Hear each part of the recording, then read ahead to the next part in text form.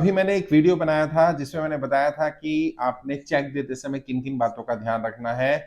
अगर कोई आपने किसी को ब्लैंक चेक दिया है तो ब्लैंक चेक नहीं देना होता, आपने डेट भरनी होती है, अमाउंट भरना होता है।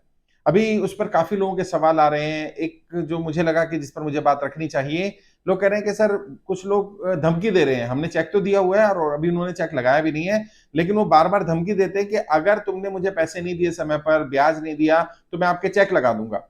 और उसमें जैसा आपने पहले वीडियो में बताया था, वो अमाउंट हमने तो लिया 2 लाख रुपए है, लेकिन वो कह रहे हैं मैं 5 लाख रुपए भर दूँगा, 10 लाख रुपए भर दूँगा। कई लोगों ने 2-2 3-3 चेक लिए हुए हैं। अब हमें क्या करना चाहिए अगर कोई ऐसी धमकी दे रहा है? साथियों, सबसे पहली बात तो अगर कोई इस तरह की धमकी दे रहा है तो उसकी कॉल रिकॉर्ड करिए ताकि आपके पास रिकॉर्ड रहे कि जितना आपने अमाउंट दिया है, जो आप बता रहे हैं, वही सही अमाउंट है। क्योंकि कई बार ऐसा होगा, अगर आपको उसने ओरली बोला और आपके पास कोई प्रूफ नहीं है और उसने चेक में 5 लाख रुपए भर दिया, तो आप कैसे कैसे डिफेंड करेंगे कि ये 5 लाख नहीं था, ये तो 2 लाख था, ये तो 1 लाख था? आपके पास कोई रिटर्न में प्रूफ होना चाहिए या उसकी कॉल रिकॉर्ड करिए ताकि आपके पास कोई सबूत रहे। जब वो बैंक में जब चेक बाउंस करा देगा या बैंक में चेक लगाएगा, आपके पास अमाउंट नहीं होंगे, केस करेगा, तो कम से कम आपके पास कोई सबूत रहेगा। दूसरा, अगर आप चाहते हो चेक ना ही लगाए या उसके चेक नल एंड वॉइड हो जाए, तो आप एक शिकायत भी दर्ज करा सकते हैं बैंक में और एक पुलिस में भी शिकायत दे सकते हैं कि मेरे चेक खो गए हैं। मिसिंग की कंप्लेंट कर दीजिए। चेक नंबर अगर याद हो तो चेक नंबर के साथ, वरना उस पूरी चेकबुक की कि मेरी चेकबुक मिस हो गई है और नई चेकबुक इशू करा लीजिए।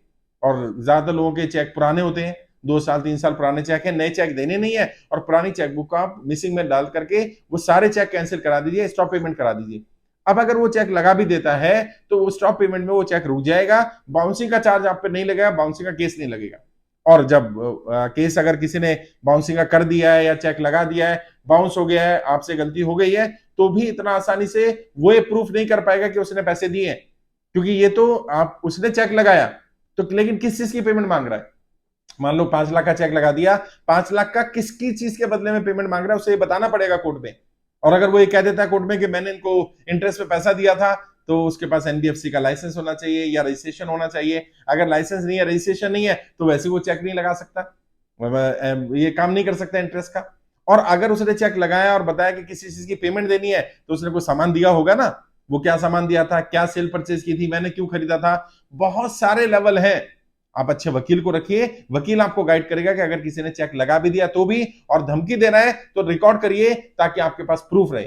लेकिन जैसे मैंने कहा, कोशिश ये करें ब्लैंक चेक दिया ही ना जाए, जितना अमाउंट लें उतना ही चेक भरें, चेक भर कर दें और डेट डाल करके दें।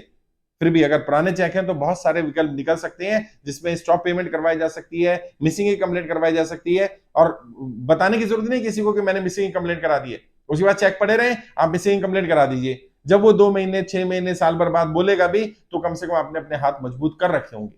बहुत सारे लोग हैं जिन लोगों ने इस तरह से अपने हाथ काट रखे हैं, अपना सब कुछ सरेंडर कर रखा है और फिर उनके पास बचाने के लिए भी कुछ नहीं होता, बताने के लिए भी कुछ नहीं होता। आपके पास कुछ प्रूफ होना चाहिए। और जैसे मैं बार बार बोलता हूं, अगर आपने प्राइवेट फाइनेंसर से पैसा लिया है तो कुछ 1 2 3 महीने का इंटरेस्ट जरूर उसके अकाउंट में डालें, ताकि एक प्रूफ हो जाए कि इसने इंटरेस्ट पर पैसा दिया था। और अगर वो 2% से ज्यादा का इंटरेस्ट है तो अपने आप में साबित हो जाएगा कि व्यक्ति फ्रॉड कर रहा था, क्योंकि आरबीआई की गाइडलाइंस के हिसाब से 2% ज्यादा ब्याज कोई ले ही नहीं सकता है।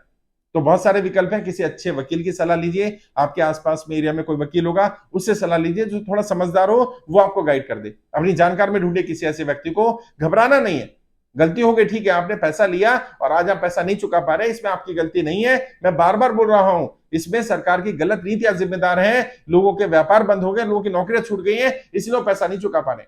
आपने जब पैसा लिया होगा तो आपने कुछ प्लानिंग की होगी ना, मैं इतना पैसा ले रहा हूं, ये पैसा यहां से आ जाएगा, यहां से मैं ब्याज दे दूंगा, यहां से चुका दूंगा। आपकी प्लानिंग क्यों फेल हुई? क्योंकि माहौल ऐसा नहीं बन पाया जिससे कि आप पैसे से कमा सकते थे या उस पैसे का सही यूटिलाइजेशन कर सकते थे। तो घबराना नहीं है, डरना नहीं है। हाँ, कोशिश करें चेक ना दिया जाए, दे दिया हो तो फिर भी विकल्प हैं। कुछ मैंने इस वीडियो में बताए, और मैंने बताया किसी एक्सपर्ट से बात करिए, जो वकील आपको गाइड करेगा, वहां का लोकल व्यक्ति आपकी कंडीशन देखेगा, किस स्टेज पर आपका केस है, अगर वारंट इशू हो गए तो क्या करना है, नोटिस आया तो क्या करना है। और नोटिस आते ही तुरंत वारंट नहीं आ जाता है, उसमें भी अलग अलग स्टेप्स होते हैं। उस पर भी कभी मैं गाइड करूंगा, समझाता रहूंगा, सिखाता रहूंगा। ज्यादा फॉर्म भरवाइए, खुद भी फॉर्म भरिए और ज्यादा लोगों से फॉर्म भरवाइए, ताकि जल्दी से जल्दी 1 करोड़ लोग हमारे पास इकट्ठे हो जाए और हम इस मिशन को सक्सेसफुल बना पाए, सफल हो पाए।